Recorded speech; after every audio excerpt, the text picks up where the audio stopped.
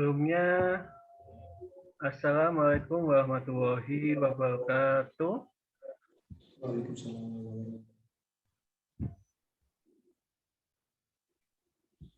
Nah, di sini kami dari kelompok 1 akan mempresentasikan mengenai geohistory peradaban lembah Nil kuno pada masa Ramses I dan II pada tahun 1279 dan 1213 sebelum Masehi.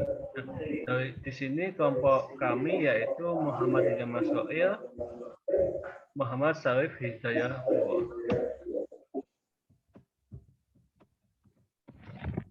Yaitu, nah, ini terdapat peta kondisi fisik Sungai Nil. Nah, ini dari ini sudah terdapat dari Mesir bawah, Mesir tengah, dan Mesir atas. Nah, di daerah Mesir kuno, Mesir ini itu terdapat gurun timur dan gurun barat. Nah, next. Nah, Mesir merupakan salah satu negara yang memiliki ribuan sejarah yang dapat ditemukan sejak ribuan tahun sebelum Masehi. Kawasan Mesir dialiri oleh Sungai Nil yang merupakan sungai terpanjang di dunia. Peranan lembah Nil bagi peradaban Mesir kuno sangat penting sekali. Nah, peradaban bangsa Mesir kuno ini pada saat menjelang tahun 3000 sebelum Masehi sudah membangun piramida dan kuil. Nah, pada dinasti ke-19, Fir'aun juga mempunyai penguasa yang mengaku sebagai Tuhan dan dipuja melebihi pemimpin sebelumnya yaitu Ramses II. Nah, dari situ, dari latar tersebut kami membuat rumusan masalah. Yang pertama adalah bagaimana kondisi geografis lembah Sungai Nil kuno pada Ramses I II. Yang kedua adalah bagaimana persebaran hasil budaya pada Ramses I dan II. Yang kedua adalah bagaimana hubungan perilaku alam Sungai Nil kuno dengan persebaran kebudayaan Ramses I dan II. Nah, lanjut yang akan dipresentasikan oleh Mas Ayib.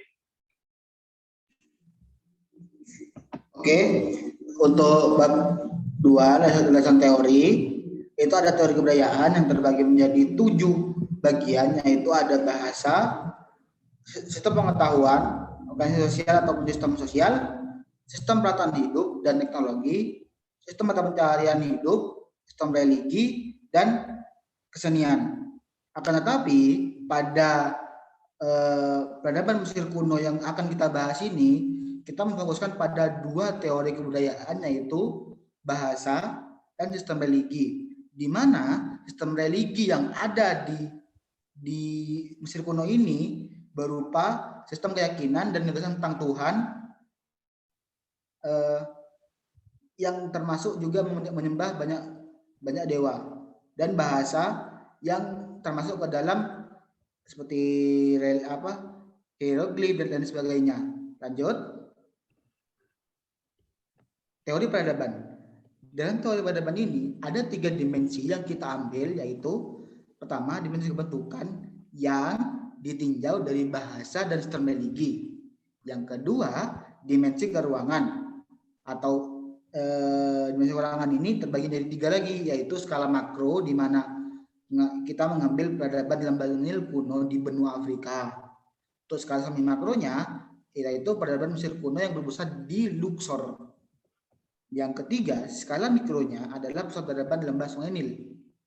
Untuk dimensi yang ketiga dalam teori peradaban ini ada teori dimensi waktu, yang mana dimensi waktu ini dimulai pada 1297 sampai 1213 sebelum Masehi. Lanjut. Lalu teori geohistori. Nah, teori geohistori ini ada beberapa teori-teori yang mendukung peradaban itu muncul, seperti model determinisme lingkungan, posibilisme lingkungan, ekologi kebudayaan, model ekosistem, model aktor, dan model multisistem. Akan tetapi pada fokus kita kali ini kita menggunakan model determinisme lingkungan. Kenapa? Karena teori determinisme lingkungan ini menyatakan bahwa karakteristik manusia dan budayanya disebabkan oleh lingkungan alamnya. Teori ini memposisikan lingkungan sebagai alam dan suatu faktor yang menentukan budaya, yang mana sangat cocok digunakan ketika membahas tentang peradaban Sungai Nil sendiri, karena peradaban Mesir kuno yang ada di Sungai Nil itu terpengaruhi dan dipengaruhi oleh lembah Sungai Nil itu sendiri, yang mana menjadi lingkungan tempat peradaban itu muncul. Lanjut. Bab 3. Saya akan kembali kepada Mas Izam. Nah, selanjutnya yaitu paparan data. Nah, dalam paparan data dalam peradaban Sungai Nil ini terdapat kondisi geografis lembah Sungai Nil pada masa Ramses I dan Ramses II. Nah, kita lihat dari peta ini, kita sudah melihat. Nah, dari peta ini saya jelaskan bahwa Mesir ini berada di sini. Nah, tepatnya berada di ini itu berada di Afrika Selatan, Afrika bagian timur laut, di mana hal ini mengakibatkan Mesir berbatasan langsung dengan beberapa wilayah Asia Barat, Daya, dan Laut Tengah. Nah, ini Laut Tengahnya, serta Laut Merah. Nah, wilayah Mesir juga menjadi pusat budaya dan politik di Arab dan Timur. Nah, dari sini sudah terlihat bahwa letaknya kawasan lembah Sungai Nil ini bertemu sekitaran 5.000 sampai 525 sebelum Masehi.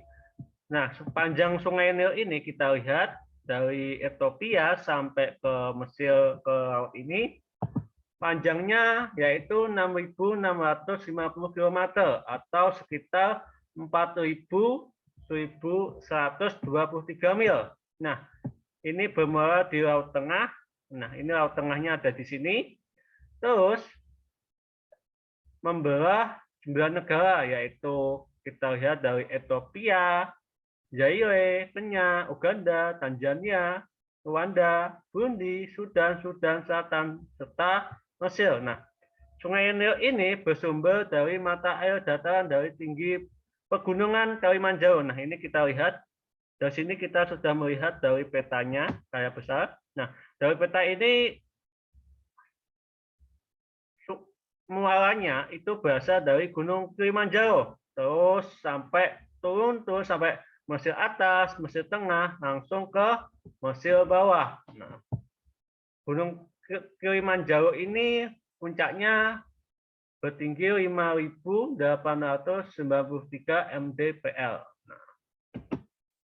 Nah, selanjutnya dari sini kita melihat, penduduk lembah Nil ini terisolasi, dipaksa untuk bertani di antara tanah yang baik dan tandus, karena Sungai Nil ini memiliki letak yang tak seimbang, yaitu lembah Nil atas yang sempit, bagian delta yang lembah, dan daerah gurun dengan oase-oase yang mengapit di Sungai Nil. Nah, kita lihat dari sini, kita sudah melihat bahwa dari Mesir ini terapit antara Gurun Timur dan Gurun Barat. Nah, dari sini tadi sudah terlihat.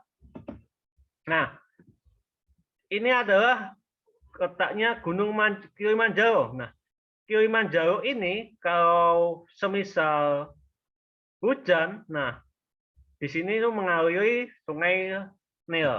Nah, itu.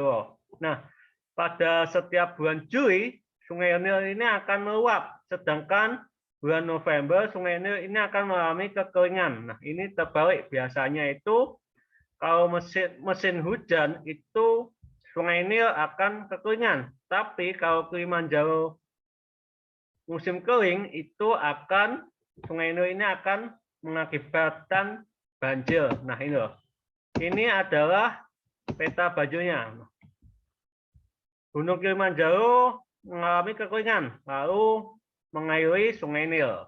Nah, meluapnya air hingga menyebabkan banjir di sekitaran Sungai Nil, membawa berkah bagi penduduk yang ada di Mesir atas, Mesir tengah dan Mesir bawah. Nah, adanya banjir ini bertepatan dengan perayaan Tahun Baru pada bulan Juli yang ditandai dengan munculnya kembali langit bintang Sotis ataupun Sirius. Nah, dari luapan banjir ini itu bisa menandakan bahwa banjir ini merupakan berkah dari penduduk Sungai Nil. Dari banjir ini bisa memunculkan suatu peradaban Mesir kuno.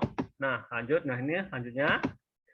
Nah, selanjutnya yaitu persebaran hasil peradaban masa Ramses I dan Ramses II. Nah, tadi kan karena Mesir banjir ini menghasilkan suatu peradaban, yaitu persebaran hasil peradaban Mesir kuno. Nah, kita lihat ini adalah Kilimanjaro turun ke Selamat Toring, turun sampai ini muncullah suatu peradaban, yaitu yang pertama adalah Abu Simbel dari kuil Nefertari, Kom Ombo, kuil Kom Ombo, kuil Karnak, kuil Seti I, Ramesium, Hyksos Pois. Nah, itu. Nah, pada masa Ramses I ini, nah kita lihat, pada masa Ramses I ini, Ramses I membangun yaitu Hyksos Pois. Nah, setelah itu, Ramses I meninggal digantikan yaitu mengenai Seti I. Setelah Seti I digantikan dengan Ramses II. Nah, pada Ramses II ini Mesir kuno mengalami peningkatan yang sangat signifikan, yaitu sampai membangun Abu Simbel, Tempel Kom Ombo, piramida, Ramesium, kuil Karnak, kuil Seti I. Nah, itu. Nah, kita lihat ini adalah gambarnya ataupun fotonya kuil Abu Simbel dan kuil Nefertari. Nah, kuil ini terletak di dekat Danau Nasser. Bagian depan kuil terdapat hiasan patung elang. Nah, ini kelihatan patung elangnya. Nah, selanjutnya yaitu kuil Karnak. Nah, ini adalah foto panorama kuil Karnak. Nah, ini kuil Karnak ini adalah didirikan oleh Ramses II. Selanjutnya yaitu kuil Seti I. Nah, ini gambarnya, yaitu kuil Seti I ini terletak di Abydos. Letaknya di tepi Sungai Nil yang dibangun pada akhir kekuasaan Seti I. Nah, kuil Seti I ini terletak di sini. Nah, ini kuil Seti I. Selanjutnya yaitu kuil Patahbun. Nah, pada masa Ramses I, ia memerintahkan untuk membangun kuil yang dipersembahkan oleh Dewa Patah. Nah, Budhan sendiri merupakan pemukiman Mesir yang dikenal berada di daratan Nubia. Nah, selanjutnya yaitu kompleks pusat peribadahan. Nah, kompleks pusat peribadahan pada Mesir kuno ini adalah Hyksos Pois. Nah, Hyksos Pois ini berada di kota Hyksos. Hyksos ini merupakan kota suci yang dibangun untuk tempat sembahyangnya yaitu Dewa Amun dan Ra. Nah, di dalam kota Hyksos terdapat dua kuil besar, nah yaitu kuil Karnak dan kuil Hyksos. Nah, yaitu yang kedua adalah Ramesium. Nah, ini adalah panoramanya foto bangunan Ramesium. Nah, Ramesium ini dibangun pertama kali oleh pemerintahan Seti I, kemudian diselesaikan oleh pemerintahan Ramses II. Nah, Ramesium ini terletak di Mesir bagian atas, yaitu kompleks pusat peribadahan yaitu Amarna. Nah, ini merupakan pemerintahan Ramses I. Ia pernah merestorasi ibu kota lama Amarna. Kemudian Amarna ini dibangun oleh Pharaoh Al-Khetaten pada dinasti 19. Setelah itu Ramses I meninggal. Nah, selanjutnya dari tadi kan mengenai upacara, selanjutnya yaitu mengenai jenis ritual keagamaan beserta alatnya.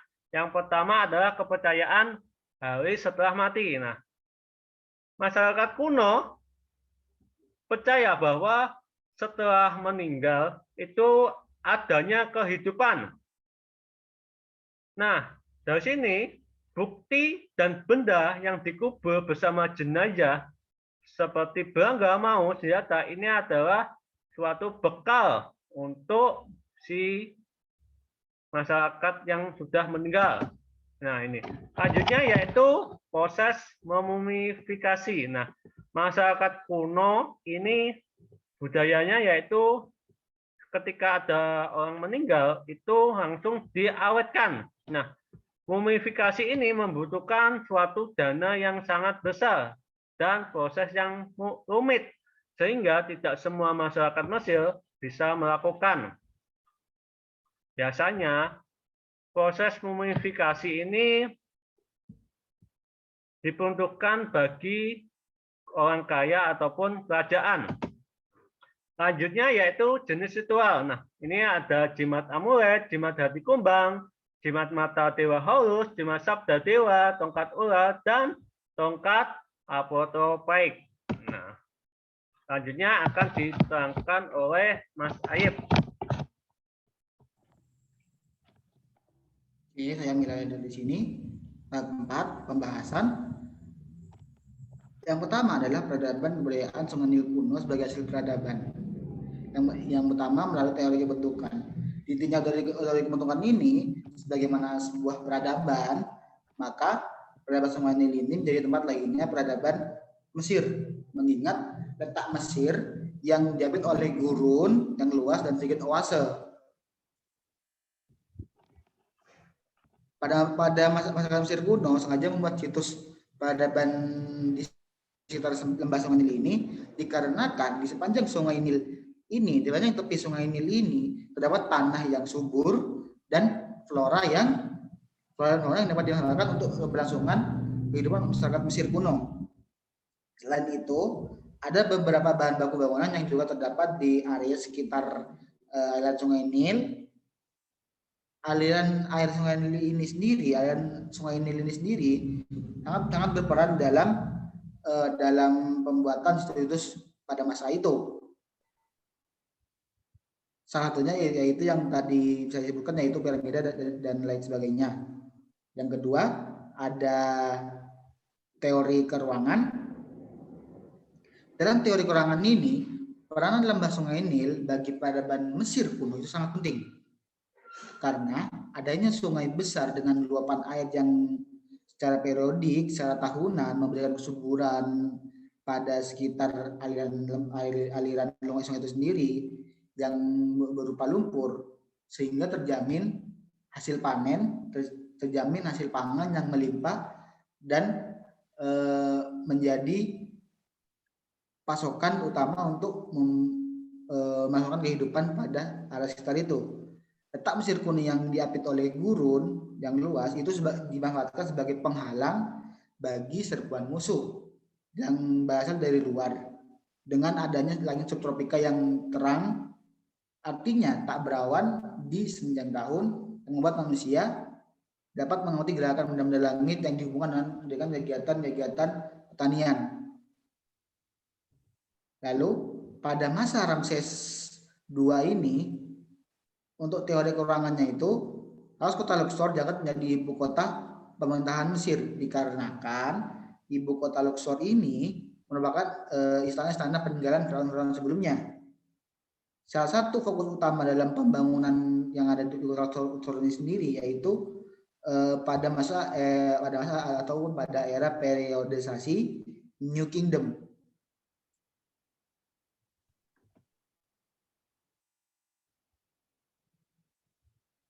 Untuk teori waktunya ini sendiri, peradaban Mesir kuno saat menjelang di tahun 3000 sebelum Masehi, kita bisa lihat di peta yang kita sudah buat ini, ada beberapa timeline, ada beberapa waktu-waktu di mana hasil peradaban di lembah Sungai Nil ini dibuat, yaitu seperti di periode 1 ya di tahun 1192 sampai 1199 sebelum Masehi.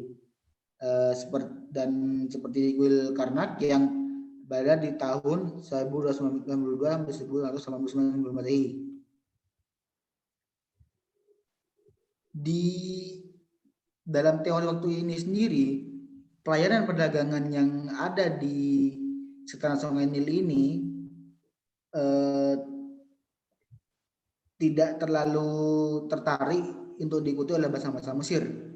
Pada tahun 529 sebelum Masehi, Mesir menjadi bagian dari kerajaan Parsi yang akhirnya berhasil ditaklukkan oleh Raja Yunani yaitu Alexander Agung.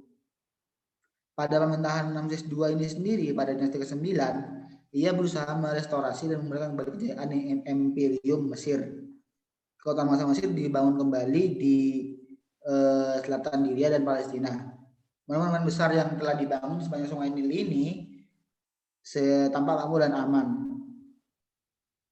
Yang kedua, lanjut. Hubungan kondisi perilaku alam lembah Sungai Nil dengan peradaban pada masa Ramses I dan II. Dalam menjelaskan hubungan kondisi perilaku alam Sungai Nil kuno dengan persebaran hasil peradaban pada masa Ramses I dan II, konsep yang digunakan yaitu konsep ataupun model determinisme lingkungan, di mana peradaban merupakan produk dari lingkungan hidup, sedangkan kebudayaan adalah produk dari lingkungan fisik yang terdiri dari topografi, lokasi geografis, iklim, dan sumber daya alam. Titik berat pada konsep determinisme lingkungan ini sendiri adalah pengaruh cuaca dan iklim pada sejarah manusia. Masyarakat Mesir kuno membuat sistem pertanian yang memanfaatkan perilaku Sungai Nil ini yang memiliki periodik banjir secara tahunan dan mengenai cuaca yang ada di daerah tersebut. Ada beberapa faktor di mana kondisi geografis Mesir kuno ini di basis Sungai Nil sendiri mendukung peradaban Mesir kuno khususnya pada masa 1 dan 2, yaitu kondisi Sungai Nil yang secara periodik meluap dan memberikan kesuburan pada lahan pertanian yang sangat baik yang berada di sepanjang aliran Sungai Nil. Lalu adanya sistem sentralisasi irigasi yang menjadikan hasil pertanian pada sekitar lembah Sungai Nil memiliki hasil panen yang maksimal.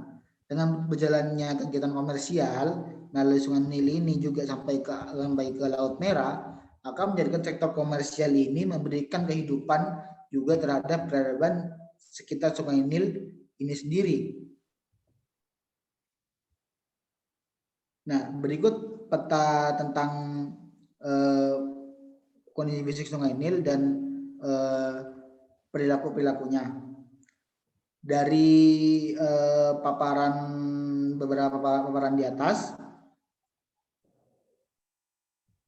semua itu memiliki erat kaitannya dengan perilaku Sungai Nil, dari lokasi peradaban hingga kebudayaan, dan memiliki pengaruh besar dari alam, yaitu pada masa Mesir kuno ini pengaruh alamnya yaitu berasal dari Sungai Nil ini sendiri. Jadi alam ataupun jadi lembah Sungai Nil ini sendiri memiliki peran yang sangat penting dalam pembentukan peradaban pada masa Mesir kuno di lembah Sungai Nil ini sendiri. Lanjut.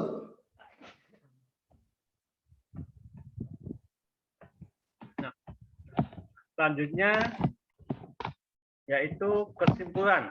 Nah, dari sini tadi dari bab 1 sampai bab 5 itu dapat disimpulkan bahwa melalui kajian geohistori itu mengenai peradaban lembah Sungai Nil kuno dapat disimpulkan bahwa teori peradaban dan teori kebudayaan lembah Sungai Nil ini dikelilingi oleh gurun dan oase-oase yang tidak sebanding dengan luasnya gurun. Dengan adanya ini, tidak menjadikan Mesir menjadikan wilayah yang mati. Nah, dibuktikan dengan ditemukannya berbagai bentuk peninggalan-peninggalan, baik berupa benda, ilmu pengetahuan, bahasa, agama, dan lain sebagainya, memunculkan suatu peradaban yang maju. Nah, kita lihat dari sini, kita melihat dari bagian ini, dari lembah Sungai Nil ini, yang pertama adalah mencairnya glase di gunung. Nah, dari mencairnya glase di gunung ini menimbulkan banjir. Setelah menimbulkan banjir, ini menimbulkan suatu endapan lumpur. Nah, dari endapan lumpur ini munculnya suatu masyarakat. Setelah masyarakat dari banjir, endapan lumpur, ini dapat disimpulkan mendapatkan teori peradaban dan teori kebudayaan dan teori geohistori. Nah, dari teori kebudayaan, teori peradaban, dan teori geohistori ini, dari semua ini dapat disimpulkan, dapat menjadikan suatu peradaban Sungai Nil pada masa Ramses I dan Ramses II. Terima kasih. Apabila ada kurang lebihnya, saya mohon maaf. Wabillahi taufiq wal hidayah. Wassalamualaikum warahmatullahi wabarakatuh.